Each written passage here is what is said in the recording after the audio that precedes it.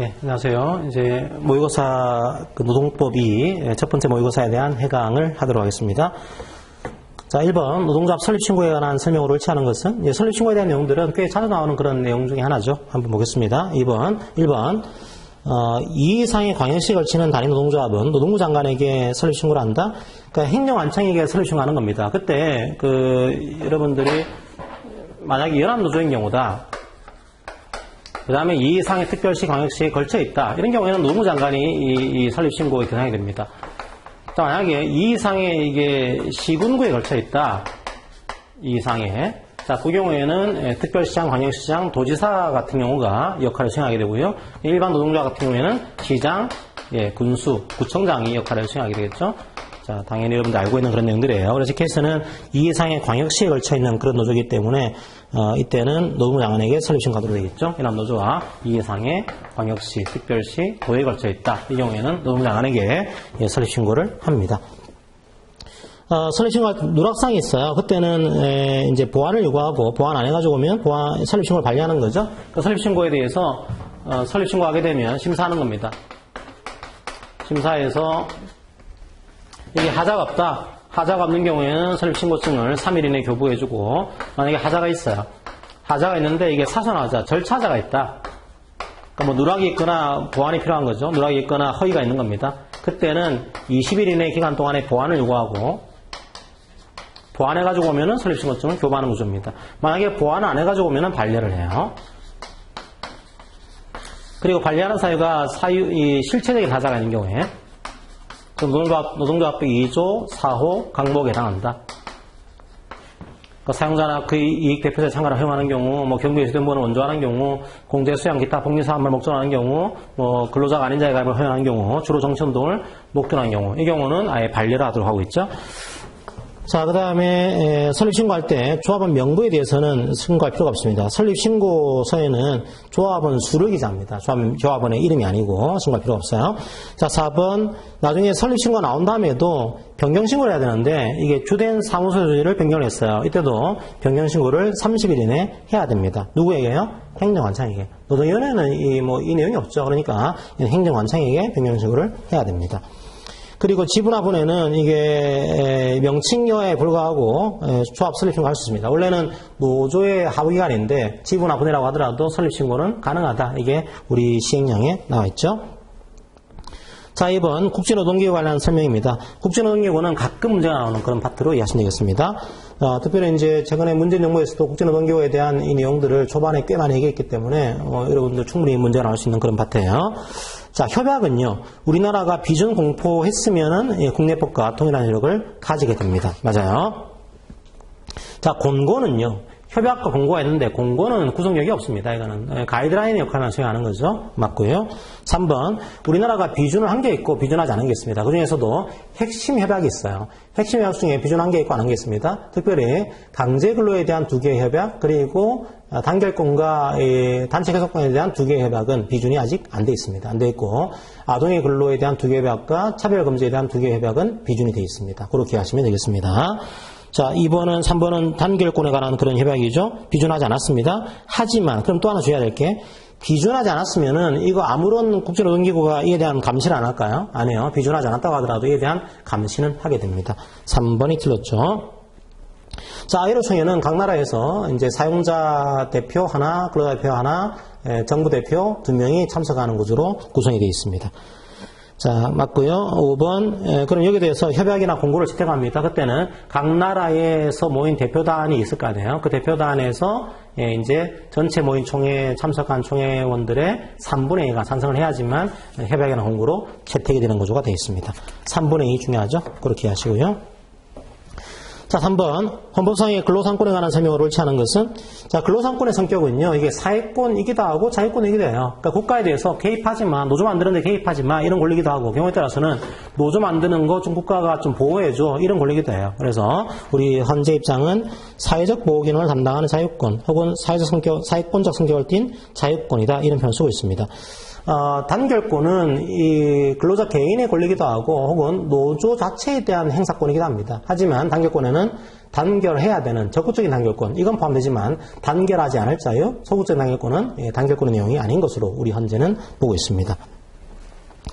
자, 3번은 이제 교섭권은 이제 헌법상의 기본권을 제약할 수가 있습니다. 37조 영향에 따라서 국가안전보장 질서유지, 공공복리를 위해서는 필요한 범위 안에서는 법률로 제약할 수 있다. 그러면 이게 제약이 불가능한 권리가 절대적인 기본권이에요. 양심이나 이런 것들은 제약할 수가 없거든요. 33조 1항에 나와 있는 노동상권은 제약할 수가 없는 절대 기본권이니까요. 그렇게 보지 않습니다. 이것들은 국가안전보장 질서유지, 공공복리를 위해서 필요한 범위 안에서는 법률로 제약할 수 있는 기본권으로 보고 있는 겁니다. 자, 4번 교섭권에는 단체가 체결권도 포함되어 있고요. 5번 단결권에는 개인의 단결권뿐만 있는 게 아니고 단체 자체 단결권도 포함되어 있는 것으로 보장되어 있는 것으로 우리 현재는 보고 있습니다. 정답은 3번이 되겠죠. 4번 노조법상의 근로자의 개념과 이와 관련된 태도로 일치하는 것은 보겠습니다. 이게 근로기준법상의 근로자하고 노동조합법상의 근로자는 서로 법 조항이 다릅니다. 근로기준법은 이제 사업 또는 사업장의 임금 목적으로 근로를 제공하는 자라고 되어 있죠. 그러니까 근로계약을 체결해야지만 근로자예요. 하지만 노동조합법상의 근로자는 임금, 급료, 그 밖에 이에 준하는 수입으로 생활하는 자가 되어 있습니다. 그러니까 근로계약을 염두에 두고 있는 그런 개념이 사실 아니에요. 아니기 때문에 우리 최근 판례 입장은 근로계약을 체결하지 않았더라도 이게 초기업 노조에서는 당연히 실업 중인 자라고 하더라도 구직 중인 자라고 하더라도 근로자 될 수 있는 거고요. 그 다음에 그렇지 않다고 하더라도 특수형태 근로종사자 근로계약을 체결하지 않은 거죠. 하지만 경제적으로 종속이 되어 있으면은 인격적으로 종속되어 있는 근로자가 아니라고 하더라도 노동조합법상의 근로자는 될 수 있다. 이게 우리 판례 입장이 되어 있습니다. 자, 1번 볼까요? 근로자에 대한 노동조합법상의 정의조항을 적어놨고, 자, 2번은 노동조합법은 현실적으로 근로를 제공하는 자에 대해서 국가의 관리감독에 의한 직접적인 보호의 필요성이 인정되는가? 라는 관점에서 제정된 것이다. 아니에요. 이게 근로기준법이죠. 노동조합법은 노동상권을 보호할 필요가 있는 거냐? 이런 관점이지, 직접 근로를 현실적으로 제공하고 있는 자에 대한 보호조항이 아닌 겁니다. 이건 근로기준법이에요. 2번이 틀렸죠? 그래서 노동조합법은 3번 직접적인 근로계약의 존재가 요구되는 것은 아닙니다. 근로계약을 체결하지 않았더라도 근로자 될 수 있어요. 가능합니다. 4번 취업자격이 없는 외국인 근로자. 외국인 근로자가 불법 체류하고 있습니다. 노조 만드는 거 안 될까요? 가능합니다. 물론 이제 만드는 과정에서 이게 불법 체류가 드러나면 추방 나가거나 여러 가지 어려운 상황이겠지만 노동자 만드는 것을 방해하고 있지는 않습니다. 지역별 노조. 이 노조에 구직 중인 여성 노동자가 포함되어 있어요. 근로자가 아닐까요? 근로자가 맞습니다. 초기업 노조 같은 경우에는 이게 실업 중인자나 어떤 구직 중인자라고 하더라도 근로자에 해당한다라고 하는 것이 노동조합법의 그런 판례 태도가 되어 있습니다. 자, 5번, 그 정답은 2번이 되겠죠? 쟁의와 근로계약 관계에 대한 설명 중 옳지 않은 것은 쟁의기간 중에는 근로계약 관계가 정지가 되고 있는 거죠. 그래서 주된 권리 의무가 정지가 되어 있습니다. 자, 하지만 근로자의 지위가 사라진 건 아니에요. 근로자의 지위나 사용자의 지위가 사라진 게 아니기 때문에 부수 의무인 성실 의무와 배려 의무는 여전히 존속이 되고 있다. 이해하시면 되겠습니다. 자, 1번 맞죠? 2번 그러면 무노동 무임금이 될 겁니다. 무노동 무임금 할 때 임금은 임금 일체설, 전액 삭감설이에요. 임금을 이분하지 않습니다. 교환적 부분에 대해서는 임금을 지급하지 않지만 생활보장 부분은 지급해야 된다. 그런 거 없어요. 현재 판례는 임금 이분설을 파기했습니다. 자, 3번. 그러면 임금을 지급할 의무가 없죠. 그럼 지급하면은 안 되는 걸까요? 아니에요. 지급할 수도 있습니다. 이게 지급하는 의무가 없는 것이지 임의적으로 단협이나 지급책에 따라서 우리가 지급하겠습니다. 이 합의나 이 약정은 효력이 있습니다. 자, 3번 맞죠? 4번. 파업하기 전에 이미 내가 임금 채권을 확보했어요. 그런 경우에는 이미 확보한 임금 채권은 지급해야 되는 거죠. 파업 기간 중에는 근로하지 않았기 때문에 임금 지급해야 될 의무가 없는 겁니다. 파업 기간 중에 이제 근로하지 않았으니까 지급 의무가 없지만 파업 기간 전에 이미 확보한 임금은 지급을 해야겠죠. 자, 4번 유급휴가에 대한 임금 청구권. 그러니까 파업 기간 중에 연차휴가를 쓴 겁니다. 연차휴가에 대한 것들은 유급인 거니까 돈 지급해야 됩니다. 안 되는 거예요. 이게 파업은 계약이, 근로계약의 주된 권리 의무가 정지가 되고 있는 겁니다. 노무직군이 정지가 되고 있는 거죠. 연차휴가는요, 노무직군이 유지가 되고 있는 기간 동안에 쓴 겁니다. 그렇게 겹칠 수가 없다라고 하는 거죠. 즉, 연차휴가를 활용해서 파업에 참가하는 것은 안 된다는 거예요. 할 수가 없다. 그 기간 중에 이제 내가 연차가 써서 파업한 거니까 돈 주세요. 그렇게 할 수는 없다라고 하는 겁니다. 정답은 5번이 되겠죠. 자, 6번 직장폐쇄에 관한 설명을 옳지 않은 것은 1번 직장폐쇄는 사용자의 쟁의행위죠. 맞습니다. 2번 만약에 직장 폐쇄를 하게 되면 효과가 두 가지가 나옵니다. 하나가 임금 지급 의무가 면제가 돼요. 두 번째가 사업장 점유를 배제할 수 있습니다. 안 나가게 되면 퇴거불응죄를 구성을 하게 됩니다. 맞죠? 자, 그런데 직장 폐쇄가 정당하지 않게 되면 안 나가더라도 퇴거불응죄가 아니겠죠. 4번 그러면 직장 폐쇄하게 되면은 임금 지급 의무를 면제를 받게 됩니다. 맞죠? 효과가 두 가지였습니다. 임금 지급 의무의 면제, 두 번째가 사업장 점유의 배제. 이렇게. 자, 5번 그러면 정당한 직장 폐쇄를 하게 되면 나가야 돼요. 안 나가게 되면 퇴거불응죄가 됩니다. 그런데 안 나가더라도 이제 퇴거불응죄가 안 되는 것이 노동조합 사무실, 그 다음에 기숙사 이런 것들은 직장 폐쇄를 적법하게 했다고 하더라도 퇴거불응죄가 성립이 안 됩니다. 그래서 5번이 틀렸죠, 그죠? 자, 7번 쟁행에 관한 설명으로 옳은 것만으로 묶인 것은 1번 사용자는 직장 폐쇄를 쟁행위로 행할 수 없다? 아니요, 사용자 할 수 있어요. 행할 수 있습니다. 단지 다른 점은 사용자 측의 쟁행에는 헌법의 근거를 두고 있는 게 아니에요. 노동조합이 헌법상의 쟁행을 했을 경우에 사용자는 거기에 대항하는 권리로서의 이걸 행사하는 것이지 헌법상의 쟁행위로 하는 것은 아닙니다. 자, 그 다음에 나는 이제 그 업무 방해하는 방법으로 행할 수 없다. 그러니까 쟁행에 대해서는 이제 업무에 대해서 우리가 설득할 수 있는 거죠. 우리 쟁행에 참여합시다. 이 내용을 설득하고 고소할 수가 있는데 이걸 다른 다른 근로를 제공하려고 하는 사람들의 그런 내용을 방해하는 형태로 할 수는 없습니다. 자, 이 내용을 두고 있습니다. 그래서 나는 틀렸고요. 자, 안전보호시설에 대한 정상적인 유지 운영을 폐지 또는 방해하는 행위로서 쟁행을 할 수는 없죠. 맞습니다. 자, 사용자는 쟁행 동안에 이제 채용 대체 근로가 금지가 돼요. 그런데 대체 근로가 금지된 것이 방해 사고 관계 없는 자가 금지가 되는 것이고 관계 있는 자는 대체 근로 할 수가 있는 겁니다. 자, 라는 방해 사고 관계 있는 자니까 대체할 수 있어요. 가능하고요. 만은 자, 쟁행 기간 중에는 현행범 외에는 자, 이법 위반, 노동조합법이죠. 형법 위반을 유래해서는 구속할 수 있습니다. 노동조합법 위반을 유래해서 구속할 수가 없다. 이 내용을 두고 있는 겁니다. 자, 마도 틀렸죠. 그 정답은 1번 다만 맞고 가나 라마는 다 틀린 지문이 되겠습니다. 자, 8번 부당노동에 관한 설명 중 옳지 않은 것은 다툼이 있는 경우에 판례한다. 요때 뭐 최근의 판례 중에 하나가 1번이죠. 자, 유니언소협정에 있는 경우에 지배적 노동조합에 대한 가입 탈퇴 절차 없이 소수노조에 대해 가입한 근로자를 해고한 것은 부당해고이다. 여기 이제 어떤 내용인가 하면 그 보통 유니언소 조항을 체결했을 경우에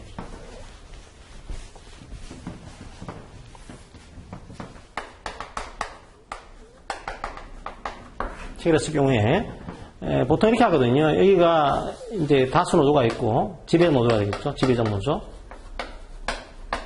그러니까 3분의 2가 된 노조인 겁니다. 이 노조랑 사용자랑 단협을 체결해서 우리 회사에 들어오면은 반드시 이 노조에 가입을 해야 돼. 그런 협정을 체결하는 겁니다. 그럼 보통 이제 들어온 근로자가 이 노조에 가입한 다음에 탈퇴를 하게 돼요. 탈퇴해서 다른 노조에 가입을 하게 됩니다. 현재로서는 복수노조가 돼 있다 보니까 이 노조를 탈퇴해서 다른 노조에 가입하거나 다른 노조를 조직했을 경우에는 해고할 수가 없어요. 자, 그런데 이 근로자가 이렇게 하지 않고 아예 이 노조에 가입을 하지 않고 바로 이 소수노조에 가입을 한 겁니다. 아니, 원래는 가입을 하고 탈퇴해야 되는 건데 바로 가입했으니까 이 사용자가 해고해야 된다라고 했더니 우리 법원의 입장은 그렇지 않습니다. 이 소수노조의 단결권 혹은 근로자의 이 단결 선택의 자유가 있습니다. 자유가 있는 거니까 설사 이 노조에 가입하고 탈퇴해서 가입한 게 아니고 바로 그냥 가입했다고 하더라도 해고해서는 안 됩니다. 이게 우리 판례 입장이 되어 있습니다. 해고하게 되면 그게 부당해고입니다. 이게 판례죠. 자, 1번 맞아요. 자, 그 다음에 2번 지배개입. 지배개입에 대해서는 만약에 이제 부당노동행위가 4가지가 있었죠. 불이익 지급, 이제 비열계약, 단체교섭 거부, 지배개입. 지배개입 유형에 있어서는 자, 이 원청업체가 하청업체 근로자에 대해서 근로계약 관계가 없다고 하더라도 우리 근로자의 근로조건을 사실상 지배하고 있다고 한다면 원청회사가 우리 노조 만드는 거 지배하고 해입할 수 있습니다. 당신도 사용자 될 수 있습니다. 이런 판례가 있는 거죠.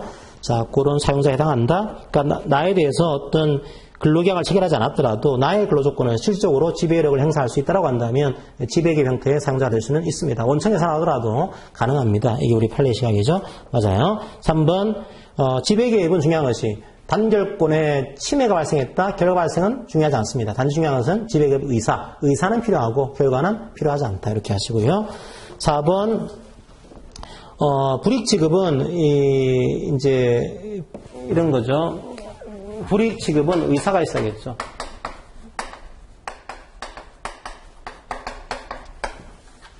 자, 그런데 사용자가 이 사람을 해고를 했어요. 해고에 정당한 이유도 있는 겁니다. 자, 불이익 지급 의사는 추정이 되는 겁니다. 이 추정. 하지만 회사가, 사용자가 해고에 정당한 이유가 있습니다. 요거를 제시하게 되면, 정당한 이유가 있으면 이 추정은 깨어져요. 그래서, 불이익 지급의 의사가 있다고 하더라도 정당한 이유가 있으면은 부당 해고는 부당 해고가 아닙니다. 부당 노동행위로서 해고가 아니다. 이게 우리 판례 입장이 돼 있죠. 자, 맞고요.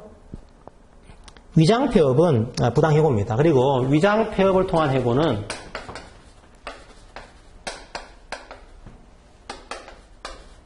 단순히 부당 해고에 그치는 것이 아니고 뭐까지 되는가 하면 이게 불법 행위가 될 수 있어요. 그래서 부당 해고에 대한 임금을 청구하는 것도 가능하지만 경우에 따라서는 불법에 따른 이제 손배 청구 이걸 하는 것도 가능하다. 이게 우리 판례 시각이 되어 있죠. 정답은 5번이 되겠습니다. 자, 8번 조정에 관한 설명을 오는 것은 조정은 쌍방이 조정을 신청할 때만 조정을 개시할 수 있다. 이게 한자가 들어야 하는데 조정, 작은 조정이죠. 조정은 일방의 신청으로 가능합니다. 왜 그런가 하면 조정안이 나왔더라도 이걸 거부할 수 있잖아요. 거부할 수 있으니까 일방의 신청으로 조정은 개시가 됩니다. 자, 조정하게 되면 2번 기간은 이제 일반 사업은 10일 그리고 합의하게 되면 다시 10일간 연장하는 것이 가능합니다. 그 다음에 조정안이 작성 중이라도 조정기간이 경과가 되면은 쟁의를 할 수 있다? 이게 가능해요. 이거는 조정이 들어가면은 10일 안에 끝내야 되는데 10일 안에 못 끝낸 겁니다. 조정안이 작성이 안 됐어요. 그러니까 조정안이 작성이 되고 조정 종료가 돼야지만 파업할 수 있는 거냐? 그렇지는 않습니다. 이게 조정기간이 끝나면은 쟁의를 하는 것이 가능하다. 이게 판례 입장이에요. 3번이 틀렸습니다. 자, 그다음 3번이 맞죠. 3번이 맞고 4번 사적인 조정기간은 법정 조정기간에 관계 있습니다. 적어도 사적인 조정은 조정기간은 이제 적용하고 있습니다. 단지 다른 점이 조정기간의 기산점이 달라요. 공적 조정은 조정을 신청한 날부터 10일이었습니다. 하지만 사적인 조정은 조정을 시작한 날부터, 개시한 날부터 10일 이렇게 기산점이 지금 다르다라는 거 그렇게만 이해하시고요. 중재 해부되면은 쟁행위를 즉시 중지를 하고 그날부터 15일간 쟁행위가 금지가 됩니다. 틀렸죠? 정답은 3번이 되겠습니다. 자, 10번 부당노동행위 제도에 대한 설명을 옳지 않은 것은 1번 자, 3개월 이내에 부당노동행위에 대한 구제 신청을 해야 된다. 네, 맞아요. 4번 이 기간이 경과하면은 신청할 수 없다. 맞아요. 3번 부당노동행위 규정은 이걸 위반한 법률행위는 사업적으로도 효력이 없습니다. 그러니까 부당노동행위가 되게 되면 이거는 사업적으로도 무효이기 때문에 여기에 대한 해고, 무효 확인해소 할 수가 있는 거죠. 사업적으로도 효력을 부정한다. 맞아요. 4번 확정 판결 전에 이게 긴급 이행명령입니다. 긴급 이행명령에 위반하게 되면 형사처벌 그렇긴 하긴 그렇죠. 이건 과태료 조항입니다. 과태료 처한다는 것이지 형사처벌하겠습니다. 그렇진 않습니다. 4번 틀렸죠. 자, 5번 자, 입증 책임 문제가 돼요. 부당 노동행위는요. 이게 부당한 노동행위입니다라고 하는 것을 주장하는 근로자나 노조가 입증해야 돼요. 부당 해고는요. 이 해고는 정당합니다라고 하는 것을 사용자가 입증하도록 하고 있습니다. 그래서 정답은 4번이 되겠죠. 자, 필수공익사업에 대한 설명을 옳지 않은 것은 11번 문제입니다. 자, 필수공익사업은 원래 일반 사업은 대체근로를 할 수 없는데 필수공익사업은 대체근로를 할 수가 있어요. 단지 숫자가 있었죠. 파업 참가자 수의 100분의 50을 초과하지 않는 범위 내에서 대체근로하는 것이 가능합니다.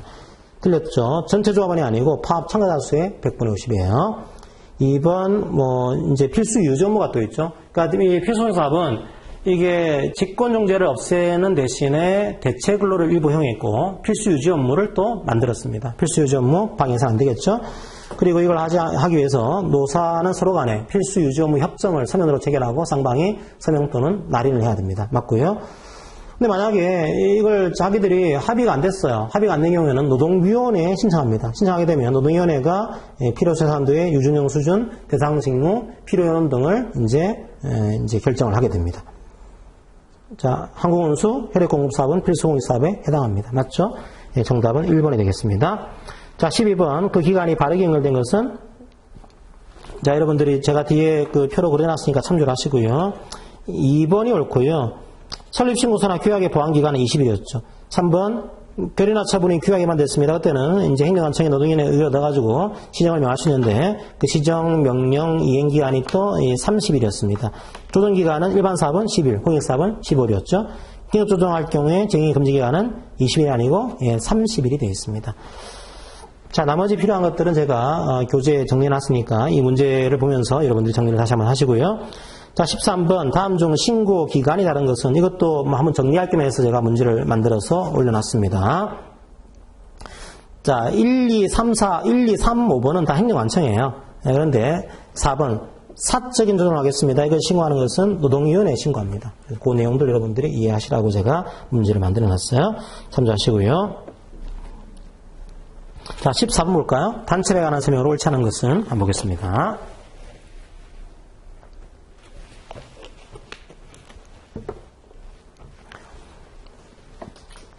1번은 이제 단체벽에 대한 해석이 분쟁이 생긴 겁니다. 그때는 노동위원회 해석해 주세요 신청하는데 그때는 쌍방이 신청하거나 혹은 단협으로 정해놨으면 일방이 신청할 수 있는 구조입니다. 맞고요.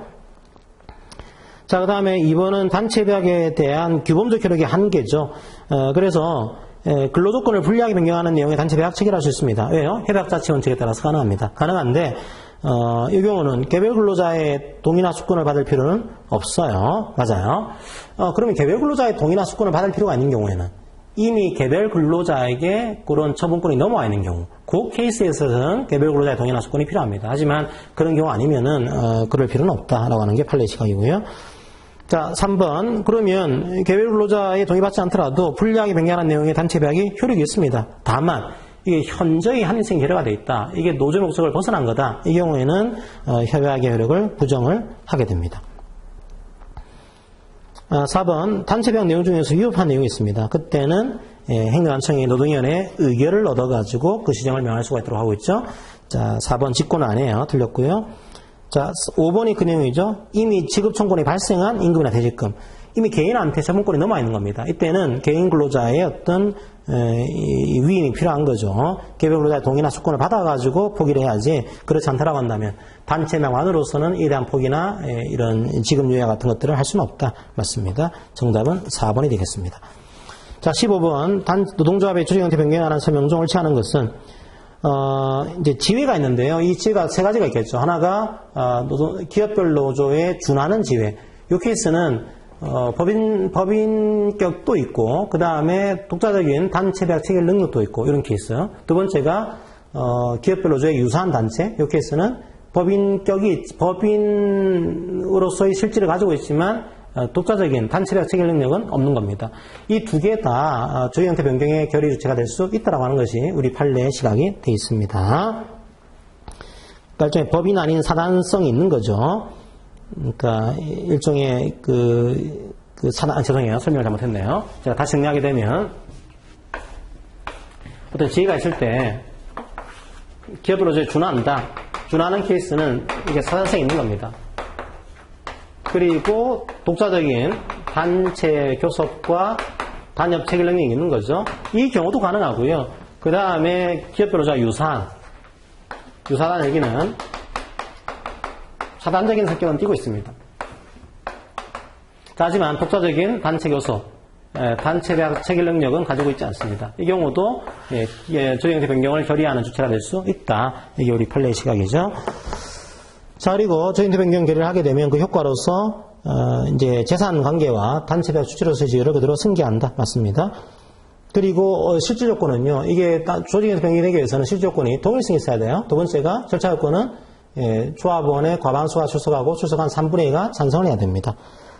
자, 맞고요. 4번 틀렸죠. 과반수가 아니고 3분의 2가 찬성을 해야 된다. 자, 5번 이 규약 변경 통보가 조직 형태 변경의 효력 요건이 되는 것은 아닙니다. 맞고요. 정답은 4번이 되겠네요. 자, 15번 관리와 운영에 관한 설명 중 옳지 않은 것은 결산 결과 운영 상황에 대한 자료를 행정관청이 요구할 수 있습니다. 요구하게 되면 이걸 보고를 해야 되거든요. 보고할 때 노동위원회 의결은 필요하지 않습니다. 자, 1번 틀렸고요. 2번 회계감사원도 필요하다고 인정하면 회계감사를 실시하고 결과를 공개할 수 있습니다. 만약에 이게 조합 대표자가 회계감사를 시킨 경우에는 6개월에 1회 이상 이걸 해야 돼요. 그리고 결과를 공개해야 합니다. 하지만 이게 회계감사원이 자기 스스로 할 경우에는 결과를 공개할 수 있습니다. 그렇게 하시고요. 대표자가 회계연도마다 결산기간과 운영상을 공표를 해야 되고요. 4번에 이제 원래는 7일 정도의 기간을 두고서 이에 대한 것들을 총회 소집을 공고를 해야 되는데 만약에 7일 전까지 공고를 해야 되는데요. 여기에 동일한 사업장 내 근로자로 구성되어 있다. 이때는 규약으로 이 기간을 단축하는 것은 가능합니다.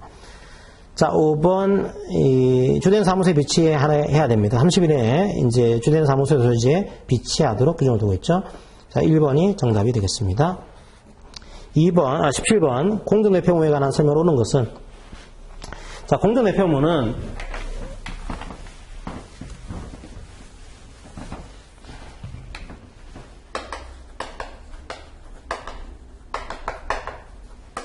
대표노조와 사용자가 같이 가진 의무예요. 자, 이 대표노조 사용자가 참여한 다른 노조와 조합원을 차별해서는 안 된다. 합리적인 이유 없이 이런 의미예요. 자, 그렇게 하시고 그 다음에 그러면 이 공정대표무가 어디에 미치는 거냐? 이게 교섭의 과정에서도 이게 지켜져야 되고 협약의 내용에서도 지켜져야 되고 협약의 이행 과정에서도 이게 지켜져야 됩니다.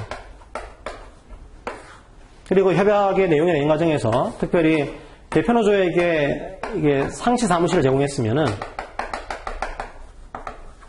참여한 노조에게도 상시 사무실을 제공해야 됩니다.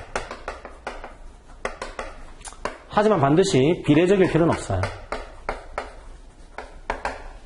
자, 우리 회사에는 돈이 없습니다. 이게 물리적인 한계가 있습니다. 비용 부담이 있습니다. 비용 부담과 자, 이게 물리적 한계, 이것들은 이 상시 사무실을 제공하지 않을 합리적인 이유로 보지 않습니다. 보게 되고요. 그 다음에 참여한 노조가 만약에 대표 노조에게 근로시간 면제 이걸 인정했으면 참여한 노조에게도 이 면제를 인정해야 된다. 이게 우리 판례 시각이 되어 있죠. 자, 하지만 이 내용이 모든 공정대표무가 노사관계 전반에까지 미치는 거냐? 그렇지 않습니다. 모든 노사관계까지 대표노조의 대표권이 있는 거냐? 그렇진 않다라고 하는 거, 그렇게 여러분들이 이해하시면 되겠습니다.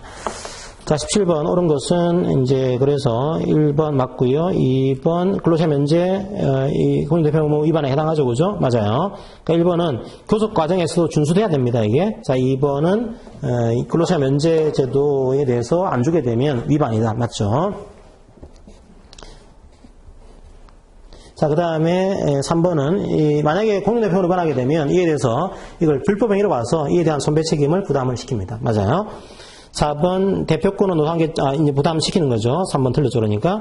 자, 4번 대표권은 노사관계 전반에까지 미친다? 그렇지는 않습니다. 전반에까지 미치는 것은 아니에요. 자, 5번 반드시 비례적으로 줘야 되는 거냐? 반드시 비례적일 필요는 없어요. 상시 사무실을 줬으면은 여기도 상시 사무실을 제공해야 되는데 그 내용 자체가 반드시 비례적으로 줘야 되는 거냐? 그럴 의무는 없다고 하는 것이 우리 판례 시각입니다. 정답은 이제 2번이 되겠죠?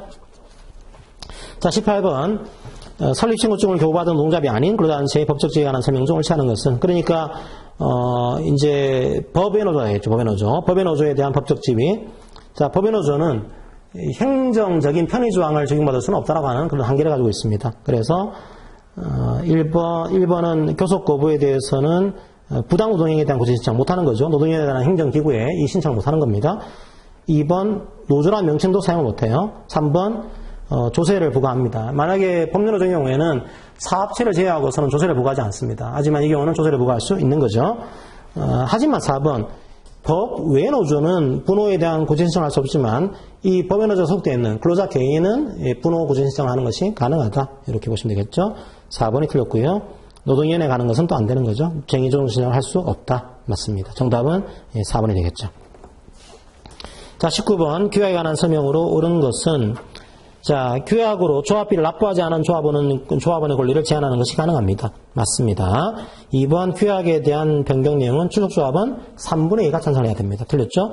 자, 3번 단체배약을 규약에 적어야 될까요? 아니, 규약은 조합 내부의 조직과 운영 문제입니다. 단체배약은 노사관의 문제인 거죠. 규약의 필수적인 사항은 아닙니다. 자, 4번 규약이 노동관계 법령 위반했어요. 그때는 노동위원회가 직권으로 아니요 행정관청이 노동위원회 의결을 얻어가지고 시정을 명할 수 있습니다. 자, 5번. 조합원이 규약을 위반한 경우에 이 조합원을 징계할 수 있다. 사용자가? 아니, 사용자가 왜 징계를 해요? 사용자는 규약과 아무 관계 없어요. 자, 이거는 노동조합이 징계하는 거죠. 노동조합의 내부 통제권이지 사용자가 징계하는 것은 아닙니다. 정답은 1번이 되겠죠. 20번. 단체에 관한 설명으로 옳지 않은 것은 1번. 서면 작성에서 상방이 서명 또는 나름이 해야지만 효력이 발생한다. 맞죠? 자, 2번. 단협이란 명칭을 사용할 필요는 없습니다. 자, 명칭을 사용하지 않더라도 단협이 될 수 있어요. 3번. 자, 징계 기준에 대해서는 규범적 효력이 인정됩니다. 징계 기준은 단순한 채무적 효력이 아니고 규범적 효력이 인정이 되겠죠. 4번. 단협 유의안 중에 단체 계약의 내용을 개폐하게 한 교습을 요구해서는 안 된다? 아니요. 교습을 요구할 수는 있습니다. 다만 그 기간 중에 쟁의행위를 해서는 안 된다. 이런 제한을 두고 있죠. 평화모가 있는 겁니다. 자, 교섭에 대한 요구를 해서는 안 되는 거다. 이런 의무가 아닙니다. 이 기간 중에 이걸 바꾸기 위한 쟁의행위를 해서는 안 되는 거다. 그런 의무로 이해하실 필요가 있습니다. 자, 단협은 최대 유효한이 2년입니다. 그래서 유효한을 정하지 않았을 경우에는 단협이 무효가 되는 게 아니고 그 기간을 2년으로 정한 것으로 보게 됩니다. 정답은 4번이 되겠죠. 자, 21번. 단체백의 효력에 관한 설명으로 옳지 않은 것은 자, 1번은 기본적인 효력. 자, 근로자의 조건, 근로 조건에 관한 기준을 위반하는 취업규칙이나 근로계약 부분은 무효가 된다. 자, 무효가 된 부분은 단협의 정한 기준에 따르게 되겠죠. 이게 기본적인 효력 맞고요. 자, 2번. 고용안정협약을 체결했습니다. 원래 경영권 조항은 교섭을 해야 될 의무가 없어요. 하지만 체결했으면 단협으로서 효력을 가지게 되고 이 단협으로서 효력은 곧 규범적 효력이 되게 됩니다. 그래서 만약에 정리해고하지 않는다 이렇게 했는데 정리해고하게 되면 그 정리해고는 무효가 됩니다. 하지만 이게 객관적으로 사정 변경의 원칙을 인정하고 있어요. 그 단협을 체결할 당시에 사정하고 지금 정리해고를 할 당시 사정이 너무 많이 바뀌었다. 사정이 변경이 됐다. 그때는 정리해고하는 것도 가능합니다. 이런 예외를 인정을 하고 있습니다. 자, 2번. 단협으로 정한 조합원 범위조항과 규약으로 정한 조합원 범위조항은 서로 의미가 다른 거죠. 규약으로 정한 범위조항은 이제 조합원의 범위를 정한 것이고 단협으로 정한 조합원 범위조항은 단체협약의 인적인 적용 범위를 제한하고 있는 겁니다. 서로 간에 의미가 다른 거죠. 따라서 충돌하더라도 단협이 무효가 되는 것은 아닙니다. 4번. 단협에 정한 근로조건이 근로기준법에 위반하고 있다? 그 단체협약은 당연히 효력이 없어요. 맞습니다.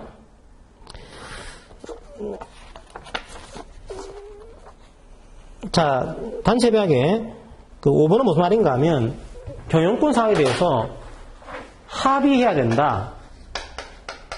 자, 이 사항을 과거에 협의로 이해한 판례가 많았습니다.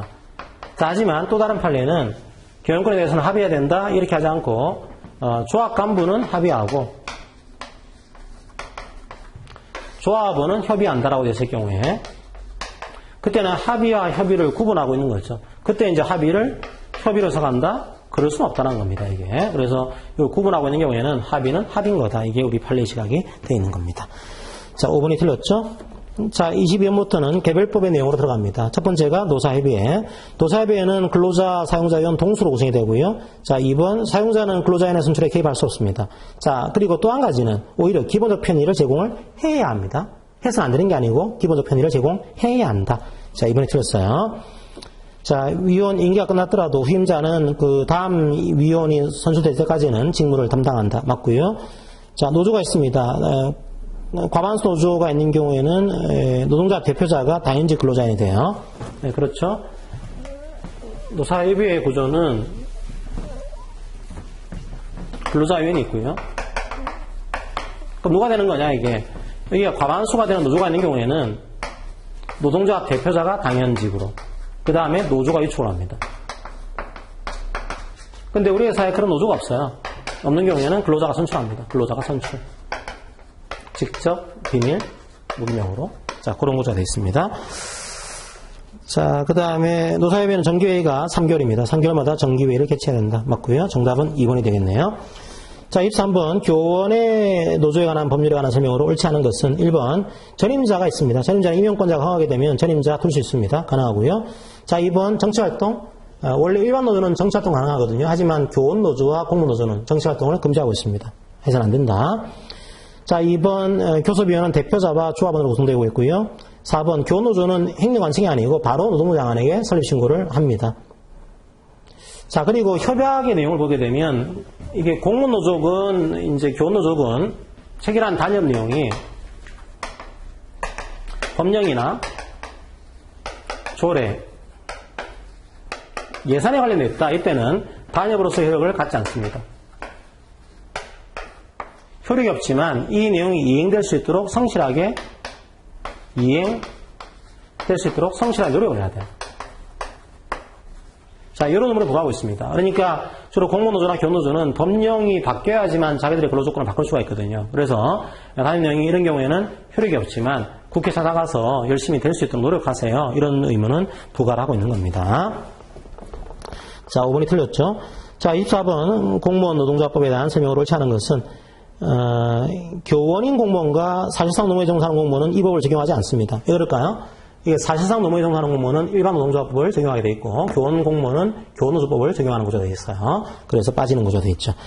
자, 2번 공무원은 공무원의 의무에 반하는 행위를 해서 안 됩니다. 공무원들은 다양한 의무가 있습니다. 그 의무에 반해서는 안 되는 거다. 이런 조항을 두고 있습니다. 원래 공무원들은 3번 5급 이상은 가입할 수가 없고 6급 이하만 가입할 수가 있습니다. 그럼 6급 이하는 다 가입할 수 있는 거냐? 그렇지 않고 6급 이하 중에서 어떤 지휘 감독을 하고 있다. 혹은 인사나 보수에 관한 사항을 감당하고 있다. 뭐 교정수사를 하고 있다. 이런 경우에는 또 가입을 제한시켜 놓고 있습니다. 6급 이하라고 하더라도 가입이 제한되고 있는 근로자가 있다고 하는 거 그렇게 하시고요. 3번이 틀렸네요. 자, 4번 원래 이제 공무원 노조의 교섭사항은 이제 정책에 대한 사항으로서의 근무 조건과 관련 안 되어 있는 것들은 교섭사항이 아닌 것으로. 그러니까 이제 교노조는 비교섭사항을 이렇게 하지는 않았어요. 하지만 공무노조는 정책사항으로서의 근무 조건과 관련이 없는 사항들은 아예 교섭할 수가 없다. 비교섭사항을 좀 규정을 하고 있는 그런 특징을 가지고 있습니다. 자, 노동장관에게 설립 청구해야 된다. 맞고요. 정답은 3번이 되겠습니다. 25번 노동위원회. 자, 노동위원회는 회의는 공개 원칙입니다. 하지만 결의가 있을 경우에 공개하지 않을 수도 있습니다. 차별시정위원회. 원래 차별시정위원회와 심판위원회는 이제 공익위원이 이제 구성이 되어 있거든요. 하지만 근로자위원과 사용자위원 각 1인 이상의 의견을 듣도록 하고 있어요. 그러니까 여기서 근로자위원과 사용자위원은 이게 판정권이 아닌 거죠. 여기서는 의견을 제시할 수 있는 그런 권한 정도를 가지고 있습니다. 자, 3번 중노위는 또 노동위원회는 약간의 자기 자치 입법권이 있어요. 자치 규칙을 제정할 수 있는 그런 권한들은 가지고 있습니다. 맞고요. 4번 처분의 효력은 이걸 완료한 날이 아니고 이걸 받은 날부터 발생하겠죠. 그래서 여러분들이 배우신 대로 진호위의 그런 판정서를 받은 날부터 10일 이내, 중노위의 재심 판정서를 받은 날부터 10일 이내. 그런 이유가 판정서를 받은 날부터 효력이 발생하는 구조가 되어 있는 겁니다. 자, 4번 틀렸죠. 자, 5번 후원별 노동위원회 위원장은 주심위원 두는 것이 가능합니다. 주심위원 두는 것이 가능하다. 자, 이렇게 하시면 되겠습니다. 정답은 4번이 되겠네요. 자, 그래서 이제 이번 시간은 노동법 이해에 대해서 모의고사 첫 번째 시간에 대한 해강을 좀 했습니다. 워낙 방대한 내용이라서 이걸 다 정리하기에는 너무 시간이 걸려서요. 해당 문제만 제가 간략하게 설명드렸습니다. 예, 수고하셨고요. 이제 문제 잘 정리하시고 이제 1차 시험 꼭 합격하시기를 바랍니다. 해강 이것으로 마무리하겠습니다. 고맙습니다.